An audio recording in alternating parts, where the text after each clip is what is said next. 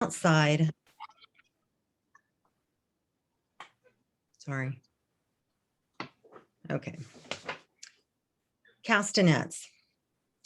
Stepping outside, I stroll down the quiet road with my lab on my left, his gait as graceful as a galloping horse in slow motion. Squirrels raise their sleepy heads because of the early hour. The sky appears to be coal black, but when I turn the corner, watermelon pinks, corals, and lemon yellows take center stage. My camera doesn't do justice. Then I recall my son saying, "Enjoy the moment." I slip that device back in my pocket. Salmon-colored roses to my right flaunt their fragrance, and I am intoxicated. Passing orange poppies, their stems flutter with excitement, eager for the sun's ascent. And in the distance, silence sings its serene ballad. As the tempo of our pace speeds up, a breeze joins us, and the leaves on the trees lining the lane sway in rhythm as though dancing a waltz.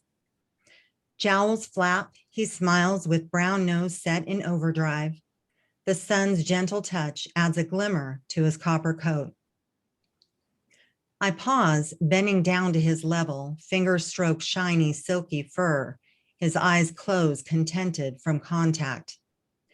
When we move again, his nails on the asphalt mimic the clicking of two sets of castanets.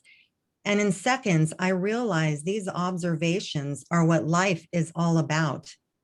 Seeing, feeling, smelling, listening, being. Nice. Thank you. That was beautiful. Thank you, Lauren. David Glick, you're up next. I'm going to read a poem that I wrote called The Democratic Republic of Poetry that's in my book of poetry.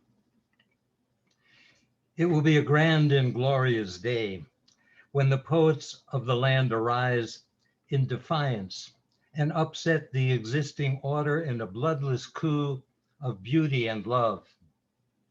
Cries of Hosanna will reverberate throughout the land at the birth of the Democratic Republic of Poetry. While the billionaires huddle together in confusion and the mega corporations tremble trying to make sense of this uprising of the spirit. The feckless politicians will have fled the land, and a multicolored flag with the word imagine blazoned across a background of green will flutter proudly over the commons. School children will crowd into the public square to await these new heroes of the revolution, who will arrive in rickety old school buses, gaily decorated with poetry, flowers, and trees. Balloons and kites will tussle playfully in the air, and horses will pick up their heels as a marching band festooned in a riot of color welcomes the new day with trumpets blaring. In the Democratic Republic of Poetry, school children will learn verses before numbers, will plant gardens and dig in the earth and learn history from the view of farmers and workers, the enslaved and the colonized, and those whom history has marginalized. In the Democratic Republic of Poetry, mothers and fathers will be lauded for that most important of all jobs, and the young will be celebrated in all their diversity.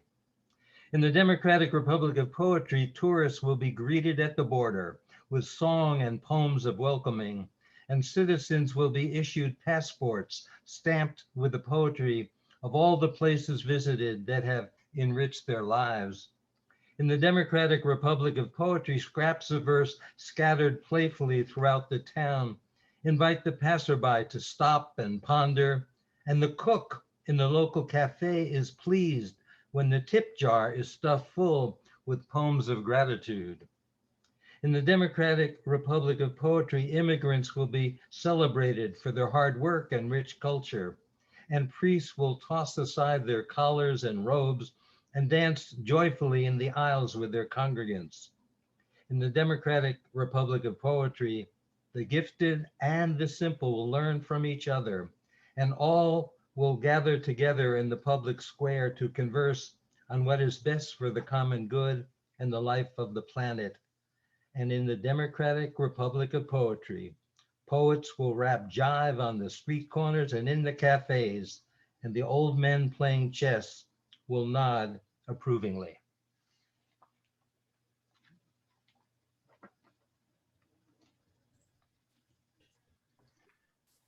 Thank you, David. I have something on my screen which I don't understand, but it says Sihu and Sarah, and it's all black. So I can't, Oh, I don't know. that's very weird. Can you not see us? I couldn't see the whole time I was reading, I couldn't see anything. Okay, click on the view button and then click on, click on gallery view. Well, now I can, but Okay. while I was reading, it was dark. So Oh, that's weird. Oh, I'm sorry about that. Well, we're all listening. We're all here. Okay. Layla Colbert, you're up next. Hi, I'm Layla Colbert, and this is an original poem I wrote. Part 1, Untitled. When your mind races to lunch instead of an energy-filled poem, you force yourself to stare long and hard at the pathetic black-lined paper, crisp and untouched. Your brain isn't firing as it sparks ideas, and you're blanking on what's for lunch anyway. Your poem is due today, but your mind has a different lens on, one of orbiting time over 1 nanosecond while dodging space debris. My mom calls me for breakfast, and I hope the stars forget this dilemma. Part 2. Orbiting time over millions of years sparks waves of science crashing upon the shore of imagination, a beacon of finite darkness as liquid wood spills over the edge of an artificial canyon made of light. Drops of molten gold rise from a vast ocean of frozen fire. Stars are calling unknown substances into play. Come now, silent rain.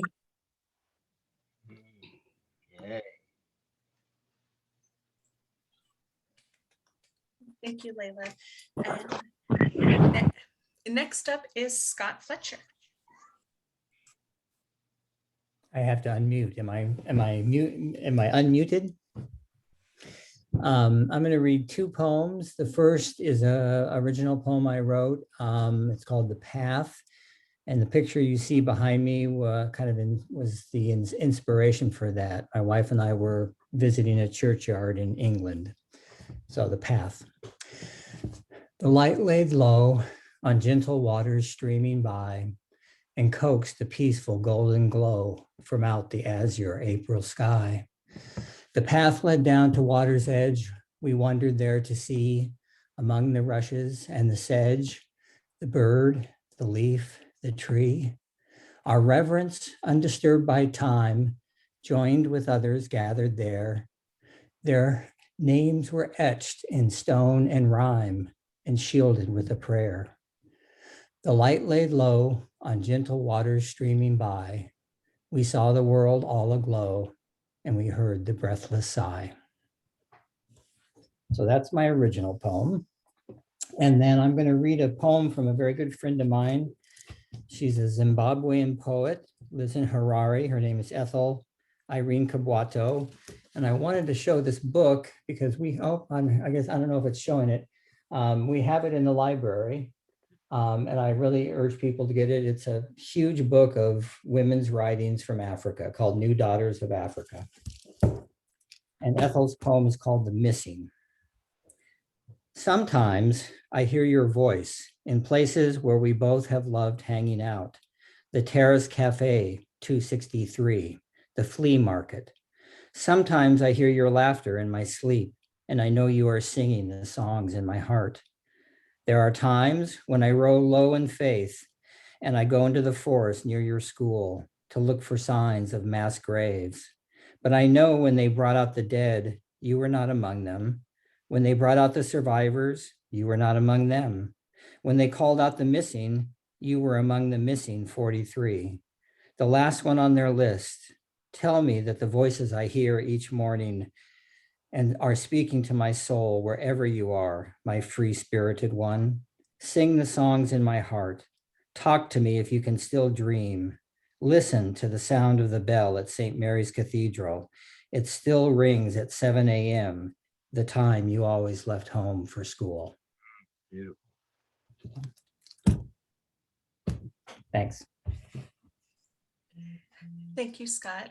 And Desh Nucky is up next. Yes. So this is an original poem called Antarctic Farewell. Stars slipping into southern sea, I let your story go. Release a hold held without words, a loss without memory. You are ash, I am sea, and you scatter, dance in nighttime winds, one last starburst in the air, then settle, swirl eternal, joining currents from a continent, a time and place long lost. The bouncing, boisterous 4-year-old, restrained, the quietened room, the dying man, erased. The father's love, lost to the loss, the child numbed to the pain. I carry you to shores afar, ash in Ziploc urn, a dry bag crypt, impervious. Zodiacking to the shore, the land you walked before, I carry you, undissolved, unresolved. I carry you, heavy through the years, weighted heart, joy apart. I know who I am without you, rugged, Psyche and the Teflon girl, armored from hurt, skinned knees, no needs, no wants expressed. I know who I am with loss. Through frozen bergs, past glaciers carving into sea, melting into me, awash with tides, salt water sipped my edgy roads. And as I step upon your land, the zip begins to fail. Grief unlocked, spills on snow, falls on rock. You are ash, I am sea. Shaken constellation falls, stars slip, sing, sigh, settle, sink. My Southern Cross no more.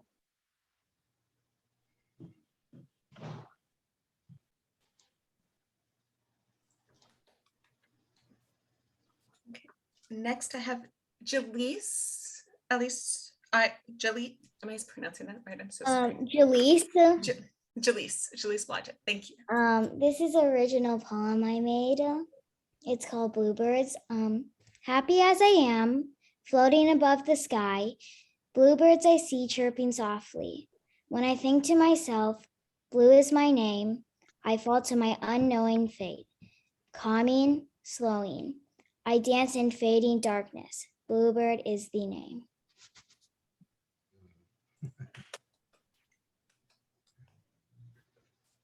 Thank you, Jaleese. And Jane McPherson, you're up.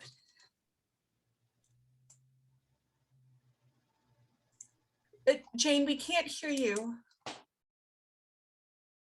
Can you hear me?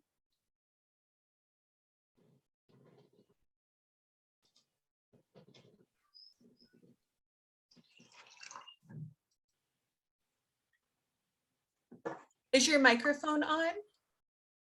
It says it's Oh, it's on. Yeah, Can now we could, now, yes, you're good now. Yes, okay. Sorry about that. Daisy Tarmac. The buzz flying bee I'd been chasing with my camera through the milkweed months before turns up on a white petal to dust his sacks and limbs with pollen. In a bed of Shasta daisies, this flower's flat white appears satiny gloss next to its stamen, orange fuzz. Intoxication as if human wheat belly gets the best of this solitary insect in a world of his own making. Pollen is covering every microspore of his body. It is so thick around his head that his eyesight adjusts for blizzard weather. I'm carried away to voluptuously notice time standing still for this interspecies seduction.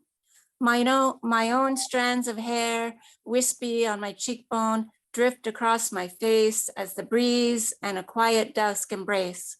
All is right with the world by what is and what is not happening. The bee seems not to notice my supersized canopy over his dish, or he remembers she waited patiently, let it go. The flash startles and his gold striped wings pirouette him to face away from center.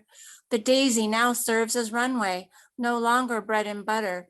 Her innocent petals stretch yawningly far, This roominess is generous for her puffed hind legs to lift.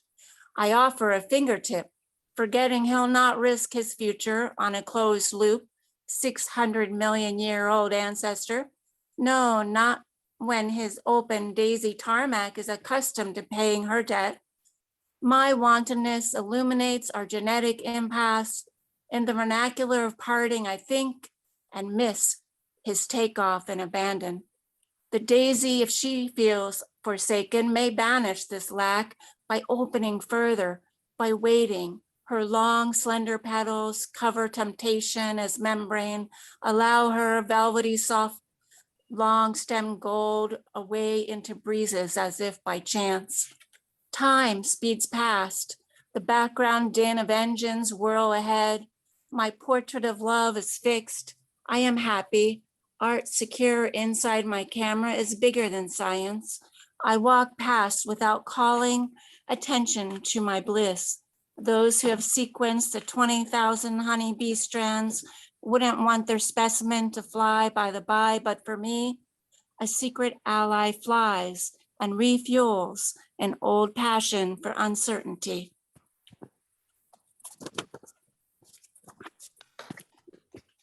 Thank you, Jane.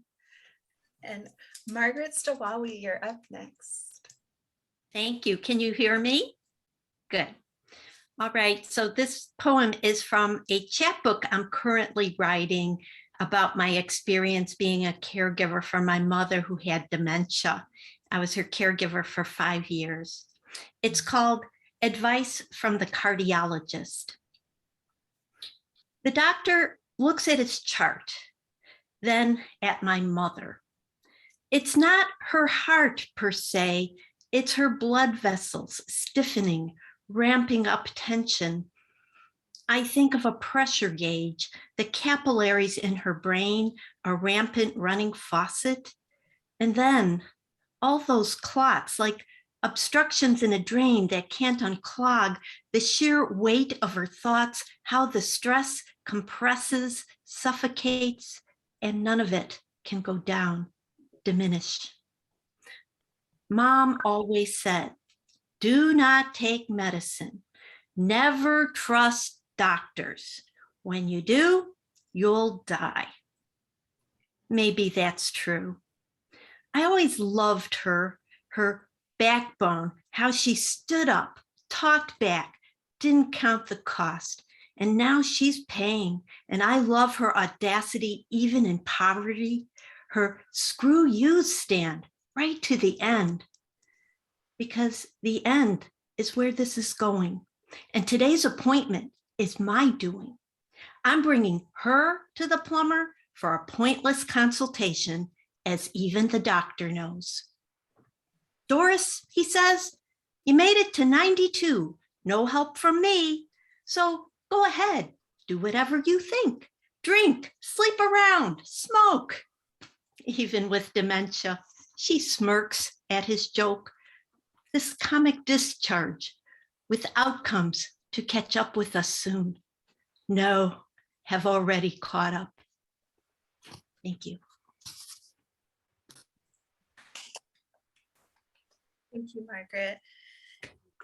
Sia, did I pronounce that right? Sia, you're up next. It's Shiha. Good evening. So my name is Shiha. I'm a poet, and I wrote poems during like 2nd and 3rd grade, and I like published my book. So out of this poem book, half of it is like poems, and the other half is like paintings I drew. And I'm gonna read 3 of those poems. The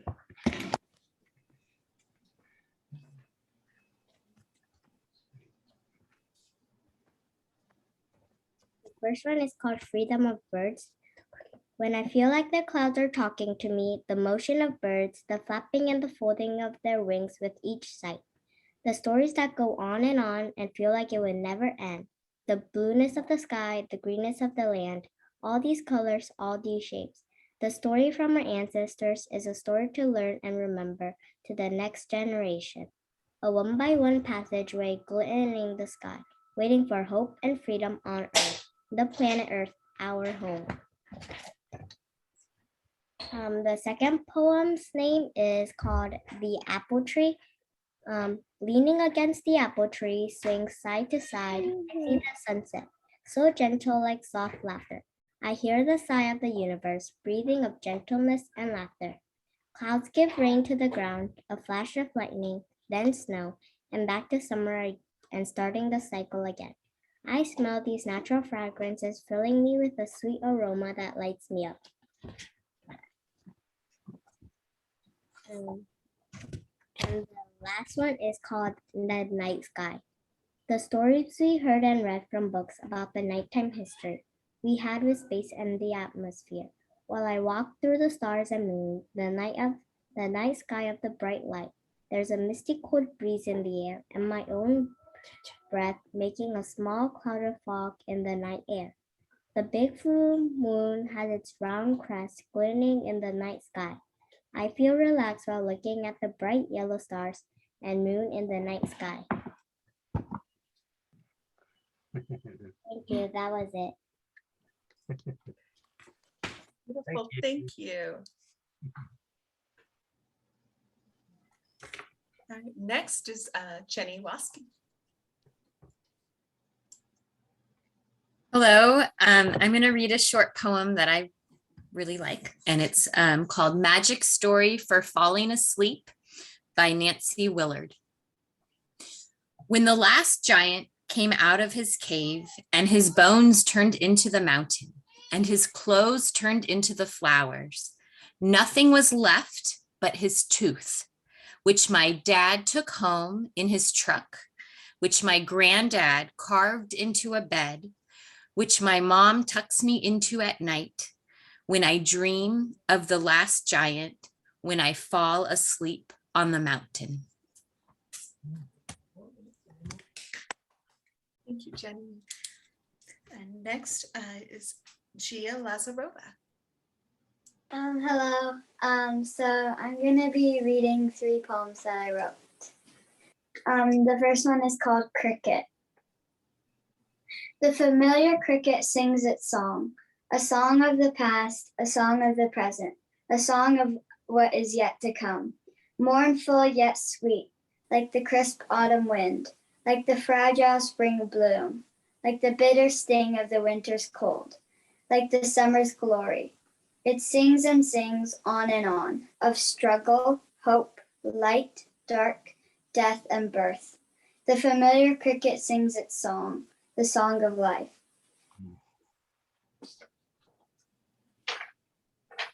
And my second one is called Goodbye. Warm sunlight, rays of gold, nothing lasts forever.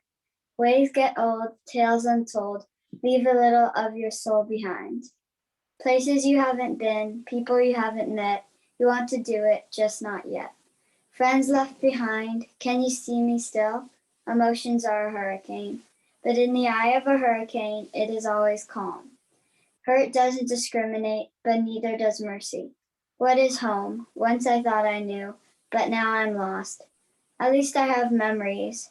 Warm afternoons, cool summer nights, nice twilights. Gone with the wind, a little bit of me gone with it too. Every step closer, I hesitate, not wanting to leave the home I know. Gone, no looking back. This is it. The last second, the last time, goodbye. And then my last poem is called In a Moonlit Field. As I see the moon chasing me, I run faster, and so he does too. I run, and so does he, until we reach a field which his light covers like a blanket, in a moonlit field on a moonlit night. Thank you. All right, next is Grace Angel. I just want to say I'm just so bowled over by all the young poets and young voices. So bravo. Bravo to the young artists and poets. Bravo. So I don't know if I can follow that. Okay. After years of drought, my garden of withering tomato plants, brittle stems lean forward to kiss the thirsty soil. Humble harvest of red gems, sweet taste of warm earth. My feet dance a circle and the dust rises. In the city of Guanajuato, a miracle. After 50 years under deep waters, the lake revealed an old church, Virgen de los Dolores. Now her steeple lie naked under the sun. You can walk from the shore and strike her muted bells. Sunlight in the once dark nave, a crack baptismal font, holds stagnant water, kaleidoscope windows, light, water, and air, divine alchemy. After years of drought, the carcasses of blue herons littered New Mexico desert roads, migrating birds fooled by steaming heat, escaping from the road, an illusion of water that sends them plunging down to the asphalt. In the town of San Isidro, first the frogs disappeared, then the monarch butterflies followed. After ranchers sold all their cattle and slaughtered their goats, town folks gathered in a circle.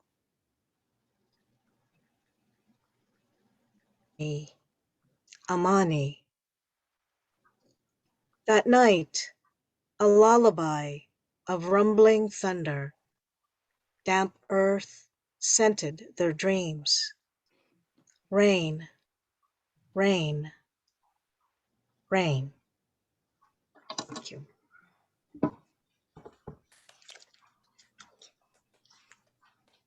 Thank you, Grace. That was beautiful. Kate Alfieri. I'm sorry if I got that wrong. You're up next. You got it right. You got it right. Okay, this is a poem I wrote called Sticking Around. Sticking around has really been the hardest part. But parents, even step-parents, endure shredded hearts and thrice weekly drop-offs and pickups where words give way to business-like glances and quick plastic smiles as backpacks shuffle from one car to another. Two homes, the vacuum of separation and the silence. Once they graduate, I could move back east, convince myself that after 20 years on the left coast, I'd worn out my welcome, could just pick up and leave. No one would blame me, not a soul. Turns out 40 miles is as far as I can go. But I do sell the house, I do. Not just any house, my first house, my house in the country, restored with my own hands, my house, our house, where laughter prompted absolution, honesty bested manipulation, love defeated DNA. All significant events occurred in that house. A ringing telephone saw to that. Tragedy broke through an untended door. So sorry to disappoint you. The happy family dream doesn't live here anymore. The forwarding address? A marble headstone engraved with a baseball hat. Backwards, of course. He never wore it any other way. Moved to the city, get a new life, undaunted by memories of a young man who soared out of reach and a mother splintered by her need to follow. New place, new friends, move forward, release the past, forget all about 6 feet, 6 lousy feet, at once too shallow and too deep. Sticking around has really been the hardest part for both of us. Thank you. Thank you, Kate. So Danielle Salk is up next. Is she in? I don't see her name on the list. So is she under a different name? Just I don't see her in the Zoom meeting.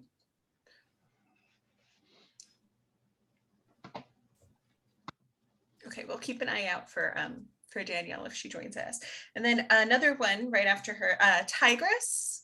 I don't see Tigress name on our participants list. So if she's in here, come on up.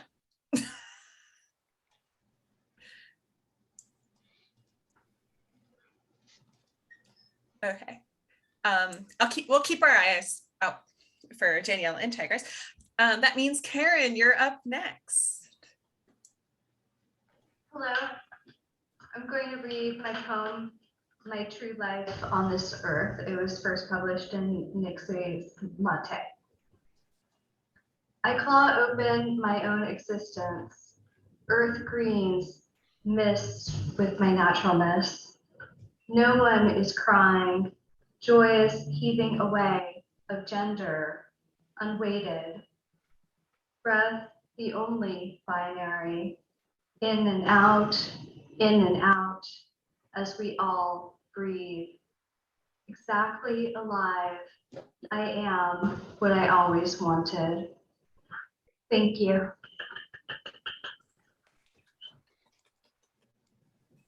Thank you, Karen.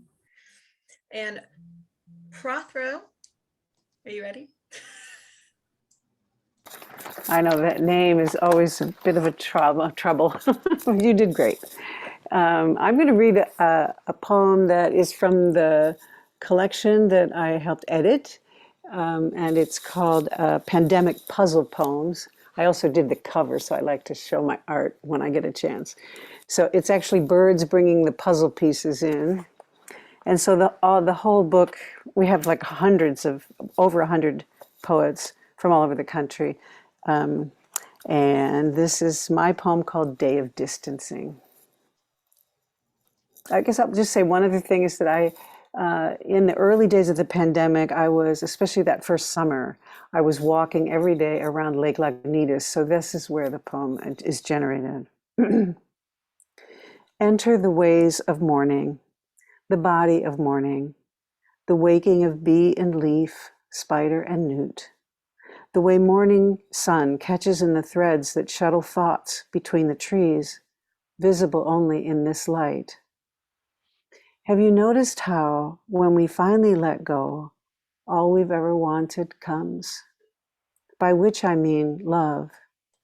Not the come and go, fade and flare kind, but love as a cloud of gnats you can walk through, or as the kingfisher's impossible stillness on his branch above the lake.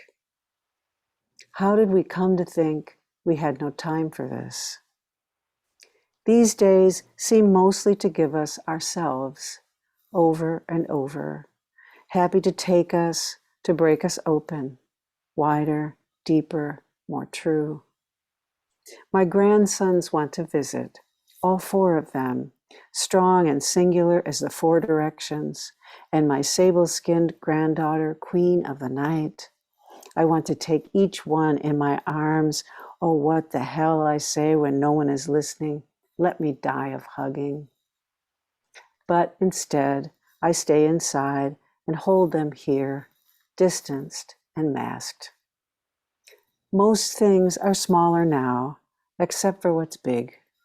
Like when our hearts break each day and set loose the strands the weavers will use in the night, threading them at lake's edge to catch the morning light.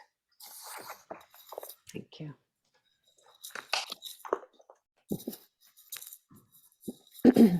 Thank you, Pratha. Did I pronounce it right that time? Yes, good. Okay, good. Okay. And Michelle, you are up next. Where'd you go?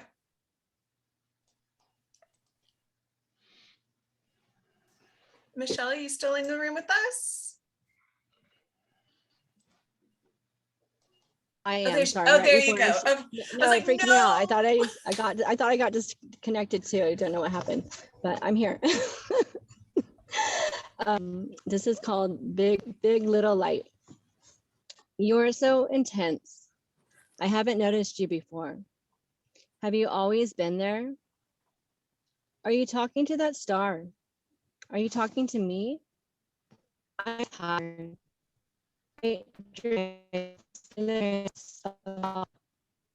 many questions. I'm here. What's up is life? Who am I? Looking up in the vast sky, you are there, just a sliver, but so radiant.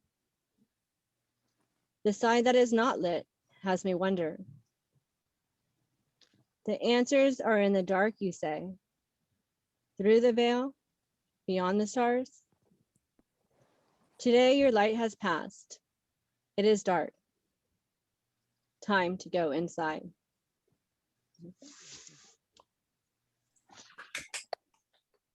Thank you. Thank you, Michelle. And is Lucy in the room? I don't see her name on the list. No, she's in the sky with diamonds. Fair enough. That's fair enough. I believe it at that, Lucy, by the way. All right, we'll keep our eyes on the participants list. If Lucy comes on in late, then she can read. Susan, are you Susan Buran? Yeah. Oh, you're muted. You're still muted. Can you unmute yourself?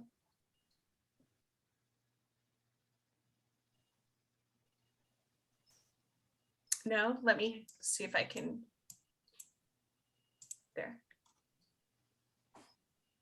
There we go. There we go. I don't know why my button wasn't working. Such as it is. Okay, so this is not poetry proper, but it is a response to a Robert Frost poem called I Have Been Acquainted with the Night. And I usually write poetry, but this just came out as just a piece of flash prose. I too have been acquainted with the night.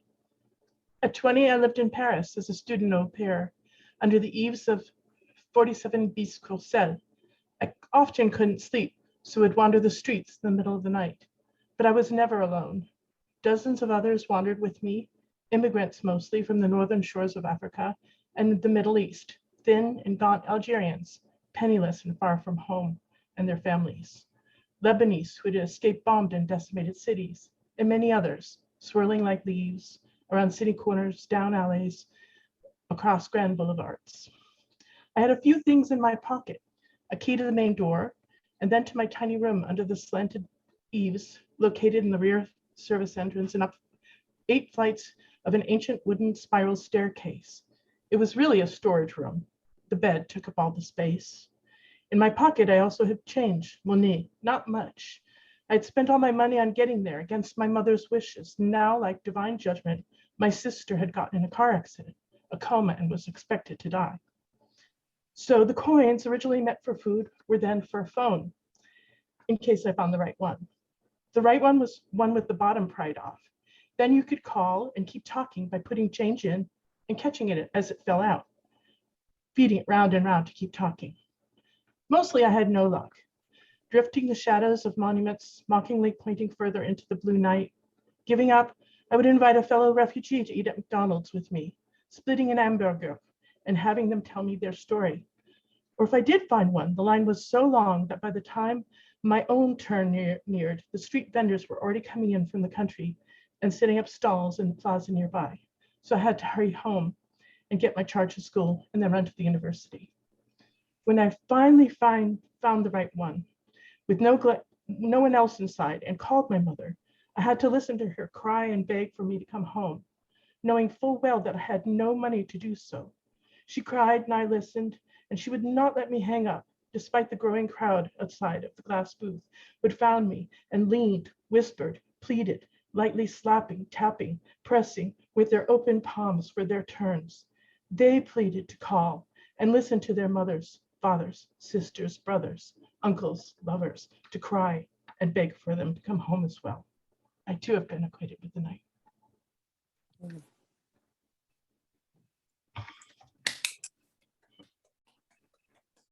Thank you, Susan. And Greg, are you with Greg Taylor? Okay. I've absolutely loved this whole event. I'm so grateful to everybody. This has just been tremendous. Nothing wilder than the truth exists. This world is made out of consciousness. Just, for example, I am almost entirely made out of space, the emptiness of everything. Rainbow unicorn rockers with wings and halos included barely begin to describe. Heaven does exist. It's the thing that lasts forever, seemingly. Clocks stop at the last 3 minutes of the universe. Everybody's version of heaven comes true for as long as anyone wants them to continue. All mistakes forgiven, forgotten, healed, received, released. Oh, the stories we will share. What laughs, what easy tears, seeing everything through the eye of love. Sister, son, and brother, daughter. We were all actually in-betweenies, of course. Turns out not one single thing is separate. Every single thing is, in fact, equally alive. Turns out trees were the gods of consciousness on earth. Their roots laid the groundwork for all of their life. Their bliss was the highest. Trees pulled carbon out of thin air, rendering in return an atmosphere breathable for fish, insects, reptiles, mammals, and eventually humans, knowing we would burn them all down with industry and information, as we always do and have done on world after world after world, where they had nothing but love and patience and generosity for us. So lots of apologies will be needed at the end of time. Sincere regrets, humble offerings, promises to be better next go round. Oh God, embarrassment in heaven. It might even feel for a second a tiny bit like hell, but on the other side of that is, was, always will be us, everyone, everything, everywhere, us, remembering, tranquil abiding, floating on cushions, feeling like clouds of pure love.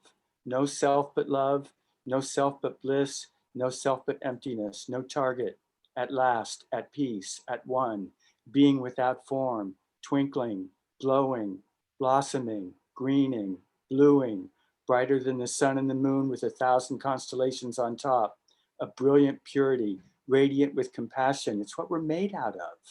Clarity through and through the whole universe, taking a deep and deeply satisfied breath.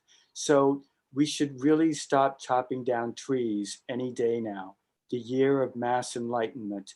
No one lost, no one left behind, no one in trouble, everyone tuned up and dialed in. Perfect equilibrium, dazzling beauty, real beauty being possible only when everything else is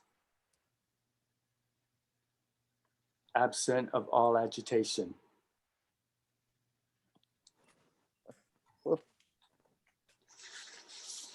Thank you, Greg. And next we have Lynn Axelrod. I see you. Yes, hi. I'm so sorry I was late, but I actually went to the library. I was running around all day. I never got the message, but I'm back and I can't wait to look at the recording. So I'm going to read one poem, and this poem I was lucky enough to have appear in a collection in Ireland where I've never been. And thank God I haven't gone to Ireland and missed a reading. So I'm really happy to read this. This is called How Much? Low stream flows, deceptively gentle, incubate fish eggs, keep them safe, while storms would sweep them away toward predators downstream. Birthing salmon and steelhead, fins flinch, shudder in waters too calm for swimming to tributaries, their birth canals. In the main stem, they dig up each other's eggs, lay their own. Animals fond of ikura, meaning salmon eggs, and also how much, quickly feast. Sword of storm, sword of calm, hangs above. How often we celebrate, scoop caviar, lives swallowed, like casual swords cutting through first life. Custom of delicate spoons, as if fearing fragility of wealth, prone to slip away overnight. Glistening pearly ounces, as if taking less dignifies the taking, as if life's thrashings disappear beneath gleaming dishes of roe, as if too much would reveal our gaze, deciding who survives cycles, dying, rebirthing. Fish ache to fly upstream, like birds swim through clouds, like blooms welcome the sun, as fawns bond in faint cries to their does. Doe and fawn graze, lie on grass, each blade holding its own weight.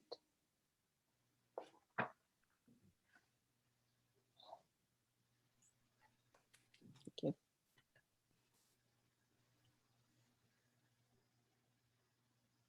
Thank you, Lynn. Natasha, you're up next. I'm not gonna try and say your name. I'm sorry. This is an excerpt of nature and all we've been longing for.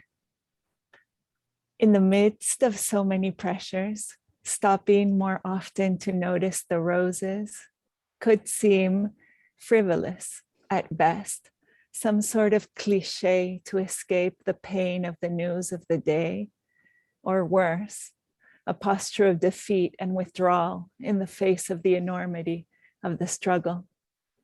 And yet, what if coming closer to the land, skin to skin with her palette, her petal, her perfume, what if this were the way back to our peace, back to our courage, back to the fearlessness required of us to engage in the most urgent work of restoring our collective sense of all that is sacred? Merging with the serious blue heron and the playful sea lion may seem like an unrealistically slow process we no longer have time for, given the emergency of our time. That is, until we realize that responding to the unspeakable affront that we are experiencing requires an energy of helping, of healing, of mending, and that anything that disengages us from our nature can only perpetuate our trouble and our torment.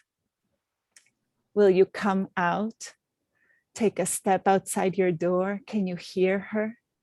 Her whisper, her call, her request, her appeal to come back into her arms, back into her cradle, back to this ancient way easily recognized by the depths of your soul. This place where there's more space to trace the particular lines and the curves of the seeds, of the leaves, of the roots. This place where there's more space for the ones who remind us of the work we are here for.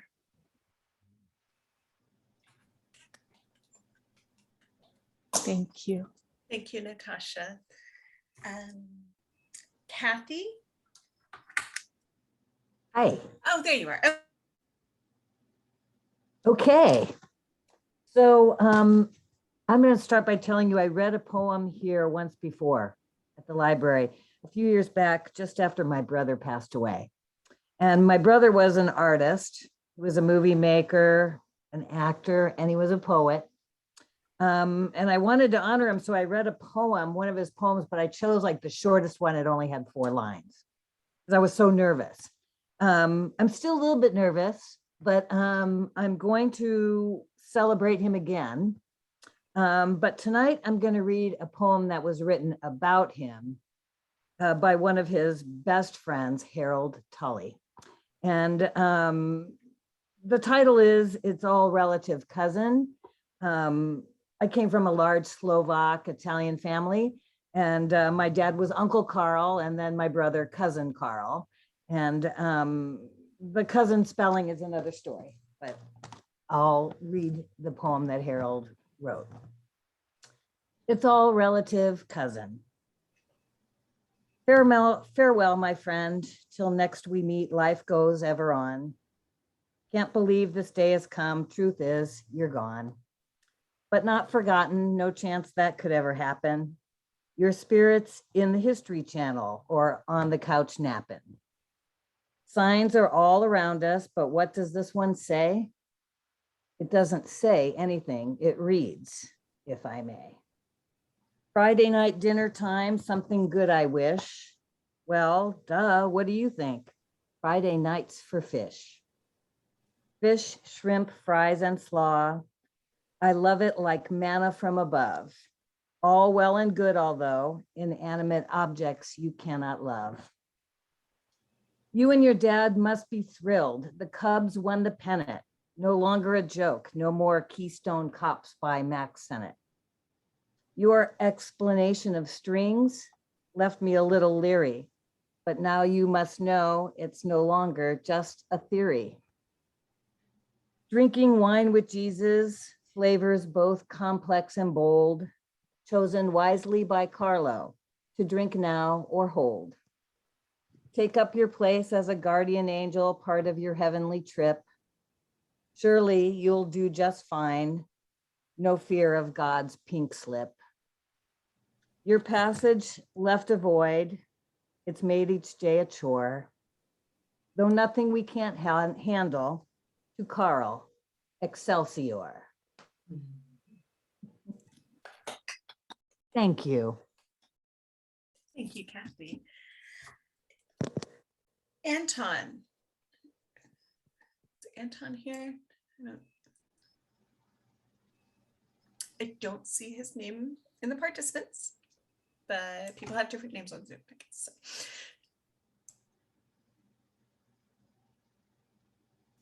Okay. All right. Well, that I'm the final one, and now I got really nervous. So the poem, I chose this super last minute, and it's actually thank you to Jenny for sharing it with me. After I sent you all the email saying we're moving it to Zoom, I started crying because this is such a beautiful, magical event in the library. And I was really looking forward to having this in person again for the first time since 2019. So Jenny shared this with me and it made me laugh and it's got me to stop crying. So this is Crying by Galway Cannell. Crying only a little bit is no use. You must cry until your pillow is soaked. Then you get up and laugh. Then you can jump in the shower and splash, splash, splash. Then you can throw open your window and ha ha, ha ha. And if people say, hey, what's going on up there? Ha ha, sing back. Happiness was hiding in the last tear. I wept it. Ha ha. Thank you. And before we end our evening of our virtual Night of the Poets, I just want to do another special thank you to everyone for being here and pivoting with us tonight from in-person to virtual. And I would like to thank the Friends of the Library and the Library Parcel Tax for sponsoring this program and all of our library programs. And that's it. That's all my list. Thank you. I think Linda also had something she wanted to say as well. I do. Thank you, Siriana. I'm just, now that we are at the end of the event, I am reminded of how special this event is and how moved I have been this whole evening by your words. So again, thank you for opening up your hearts and sharing your beautiful thoughts and words with all of us. I am once again reminded of how special this event is in San Anselmo. And I very sincerely thank you for being here tonight and for sharing with all of us with this amazing community of people. So thank you very much. We will be leaving the Zoom